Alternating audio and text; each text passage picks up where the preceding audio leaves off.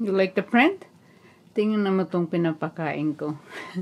Ang likot. Pinapakain ko siya ng dinner ba? Ang likot. Ang likot. Nasa baba kami, nasa sala kami. Tumakbo siya sa taas para magtalon-talon sa sa bed ba. Pinapakain ko siya ng ng dinner. Para mamaya paliguan ko na lang siya. Kaya lang, grabe yung hyper ng bata. Ayla, what's in your hand? Can you show me what is that? What is that in your hands? What is it? What is it in your hands? You still chewing your food in your mouth? Oh my goodness.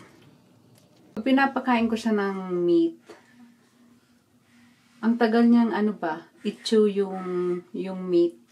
Ang ginagawa niya, ni-imbak niya dito sa cheeks niya yung pagkain, lalo na pag meat. Hirap niya. Hindi ko alam kung bakit. Ang tagal-tagal niyang i-chew yung meat. Dito niya lang ini-stack yung pagkain sa sa cheeks niya. Hindi ko alam kung bakit. So, ganun siya kumain ng meat. Any kind of meat, dito niya talaga ini-stack. Hindi niya chinuchew ng mabilisan. Ang tagal niyang i-chew bago niya lunukin ba yung yung pagkain. Naisipan ko mag-vlog. Nakakamiss kasi mag-vlog. Kaya nakaano tayo. Okay, what do you want? Hold on. Ayun nga, gusto kong mag-vlog. Buti na lang day off natin bukas. Ayun si Ayla, gusto niya maglaro sa tub. So, habang naglalaro siya sa tub, ang gagawin ko is papakainin ko siya para hindi kasi siya nag-nap ngayon, baka makatulog siya ng maaga. At least busog siya, nakakain siya ng dinner. So, ayun nga, day off natin bukas. Buti na lang, day off na natin bukas. So, wala tayong pasok. Hindi tayo kailangan gumising ng napakaaga bukas. Noong isang araw pala, pumunta ako sa dentist appointment para sa regular cleaning ko. Tuwang-tuwa ako sa naglinis ng ngipin ko. Pagdating ko sa bahay, tiningnan ko yung ngipin ko. Grabe, tuwang-tuwa ako sa result ng ngipin ko. Tinanggal niya talaga yung lahat ng coffee stain sa ngipin ko. Ang akala ko, nakikita ko na talaga yung palagi sa ngipin ko. Akala ko yung parang regular color lang ng ngipin ko. Yung pala is coffee stain. So, tinanggal niya yung stain na yun. So, kaya, sobrang tuwa ko na tinanggal niya yung coffee stain sa ngipin ko. Kahapon, bumili ako ng tawag dito? Whitening strip. Yung generic lang yung binili ko. Kasi, alam niyo naman yung ibang whitening strip is mahal. So, binili ko na whitening strip. Yung mura lang para i-try ko siya. So, pare-parehas lang naman yung whitening strip. So, doon tayo sa mas mura. So, bumili ako nung para ma-maintain ko ba yung kung gaano kalinis, kaputi, kaganda yung ngipin ko after kung regular cleaning. So, kahapon, nag-umpisa na akong gumamit ng whitening strip. So, ayokong everyday kasi medyo sensitive siya sa ngipin. So, kahapon, nag-skip ako. Ngayon naman, i-continue ko na gumamit ng whitening strip para ma-maintain nga natin yung ganda ng ngipin after na magpa-linis ako ng ngipin. Naka-vest ako dito sa loob ng bahay ito. Ganito. Kasi hindi ako sanay. Hanggang ngayon, hindi talaga ako sanay nang naka-on yung AC. Lamigin ako. Yung mga kasama ko dito sa bahay, hindi sanay ng tawag dito ng walang AC, lalo na pag summer. Talagang yung AC dito sa bahay is 24 hours naka-on.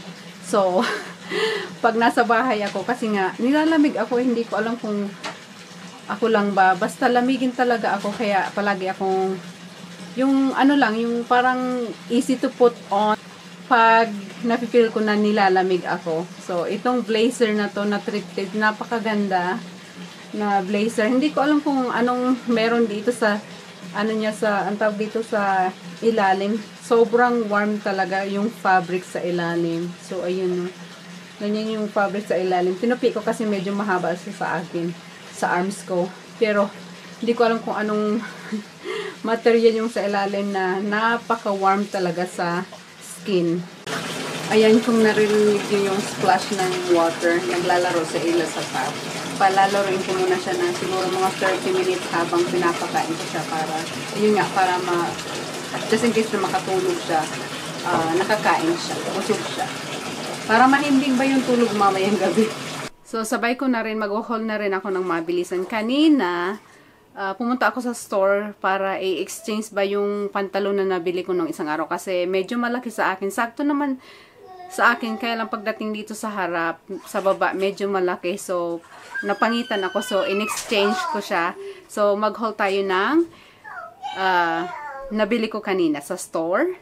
Una, itong sobrang cute. Nakita lang ako sa ano niya, sa print niya. So, parang ano siya, wide leg na pants. Ayan, sobrang cute. Ganyan siya kahaba.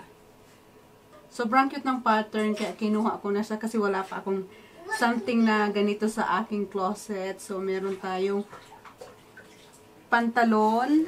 Then, another pants. Paborito ko tong brand. Pag nagsashop ako second hand. Madewell. So, meron tayong stripe pants. Sobrang cute. Very cute pants. Excited ako ditong i-style. And then, meron tayong basic, top. Sobrang cute. Ng, na to, ng top na to. Very comfortable. Mukhang comfortable siya kasi, gusto ko yung mga ganitong style ng t-shirt. Loose. Yan. Very cute. And then, next, itong, another top from Old Navy. Brand new with tags. Kinuha ko siya kasi perfect sa holidays, Thanksgiving. Kaya kinuha ko siya. And last, itong Madewell dress. Medium yung size niya. Sabi ko, kunin ko na kasi minsan, depende. Medium naman ay kasya sa akin. Minsan, depende sa style ng damit. Kaya kinuha ko na siya. So, sinukat ko siya kanina. Sakto naman sa akin. Hindi masikip, hindi maluwag. Sakto lang. Yun yung yung style niya. So, yun yung nabili ko kanina sa store nung pumunta ako para exchange yung pantalon. Nakabili tayo ng 5 items. Tama, 5 items yung nabili natin kanina. Sobrang excited ako sa pantalon, yung stripe na pantalon. Excited akong style siya.